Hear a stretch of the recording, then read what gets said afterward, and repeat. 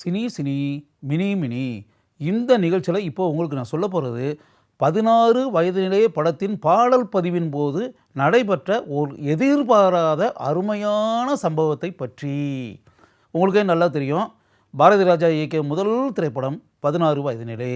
அந்த படத்தினுடைய கதாநாயகன் கமலஹாசன், அந்த படத்தினுடைய கதாநாயகி ஸ்ரீதேவி.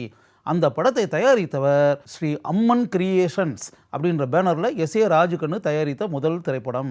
அந்த படத்தின் மூலமாகத்தான் பாரதி ராஜா இயக்குனராக அறிமுகமானார்.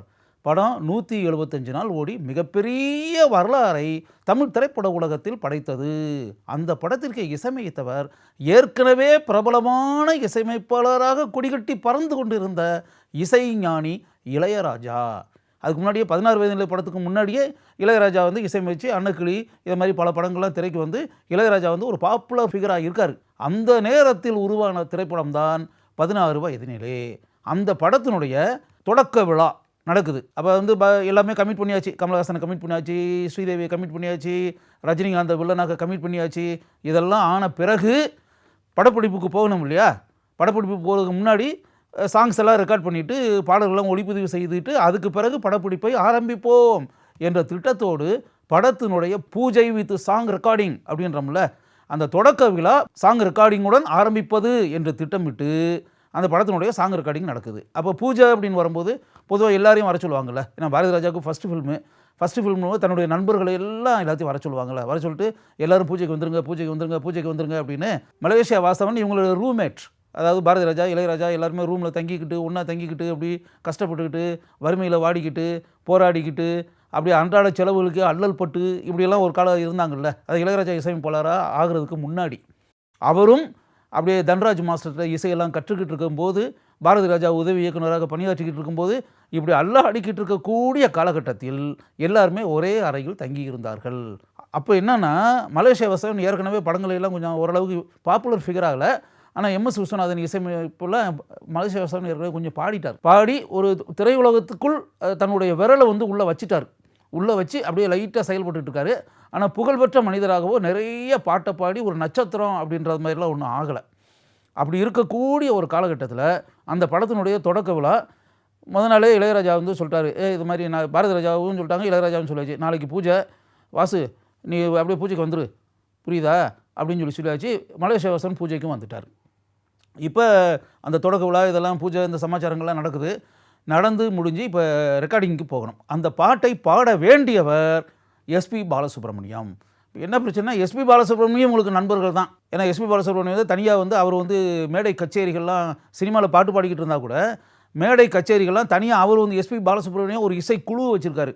அந்த குழுவில் பாரதி ராஜாவினுடைய ரெக்கமெண்டேஷனோட அதில் இசைக்கருவிகள் வாசிப்பவர்களாக சேர்ந்தவர்கள் தான் இளையராஜா, கங்கைமரன், ஆர்.டி. பாஸ்கர். இவங்க 3 பேருமே எஸ்பி பாலசுப்ரமணியத்தினுடைய இசைக்குழுவில் போய் இசைக்கருவிகள் இசைத்தவர்கள். இவங்க எல்லாருமே பாலசுப்ரமணியத்தை எல்லாமே வாடா போடான்னு சொல்லி பேசுகிற ஃப்ரெண்ட்ஸ் தான். இப்போ எஸ்பி பாலசுப்ரமணியத்தை தான் ஃபஸ்ட்டு வச்சு அந்த பூஜை சாங் எஸ்பிபி தான் பாடணும் அப்படின்னு சொல்லிட்டு எஸ்பிபியை பாடுறதுக்கு வர சொல்லிட்டாங்க. இப்போ பூஜை இந்த சமாச்சாரங்கள்லாம் நடந்து முடிஞ்சு இப்போ ரெக்கார்டிங்க்கு போகணும். அப்போ நோட்ஸ் எல்லாம் இளையராஜா கொடுத்தாச்சு. இசைக்கருவிகள் இசைக்கலைஞர்கள்லாம் அதெல்லாம் ஒத்திகையெல்லாம் பார்த்து இந்த மேட்டர்லாம் நடந்துக்கிட்டு இப்படிலாம் இருக்கும்போது எஸ்பி பாலசுப்ரமணியம் லேட்டாக வர்றாரு. என்ன லேட்டு அப்படின்னா, அவருக்கு தொண்டை கட்டிக்கிருச்சு, பாடக்கூடிய லெவலில் இல்லை.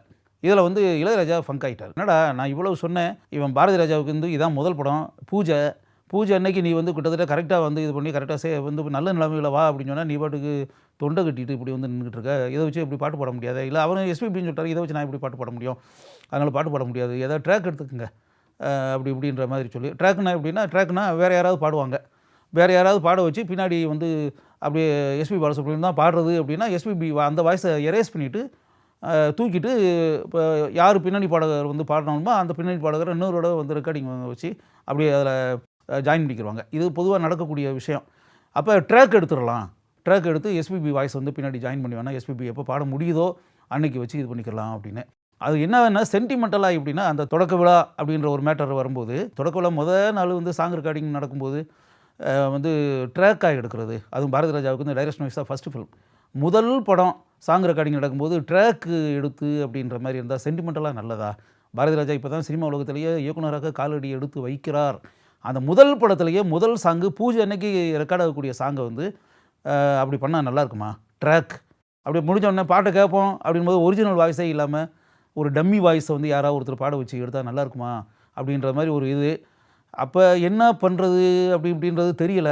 அப்போ வந்து வேறு வழி இல்லாமல் இளையராஜா சொல்லியிருக்காரு, ஒன்று செய்வான், வாசு வந்திருக்கான்ல, வாசுன்றது மலேசியா வாசவன், வாசுவை வந்து பாட வைப்போம், வாசு பாடட்டும், அதுக்கு பிறகு என்னன்றதை பார்ப்போம் அப்படின்ற மாதிரி. அது அங்கே இருக்கவங்க நினச்சது என்னென்னா, மலேசியா வாசவன் வந்து டம்மியாக பாட வச்சுட்டு அதுக்கு பிறகு அந்த வாய்ஸை எரேஸ் பண்ணிட்டு எஸ்பி பாலசுப்ரமணியத்தை வச்சு ரெக்கார்ட் பண்ணி எடுத்துக்கலாம் அப்படின்ற மாதிரி ஒரு பிளான். இளையராஜா தனிப்பட்ட முறையில் மலேசியா வாசவன்ட்ட சொல்கிறாரு, டே வாசு, ஒரு விஷயம், உனக்கு ஒரு நல்ல வாய்ப்பு கிடச்சிருக்கு, கமலஹாசன் கதாநாயகன் நடிக்க போகிற படம், கமலஹாசன் வாயசைச்சு நடிக்க போகிறதுக்கு நீ பாடுற, கடவுளை வேண்டிக்கிட்டு பாடு.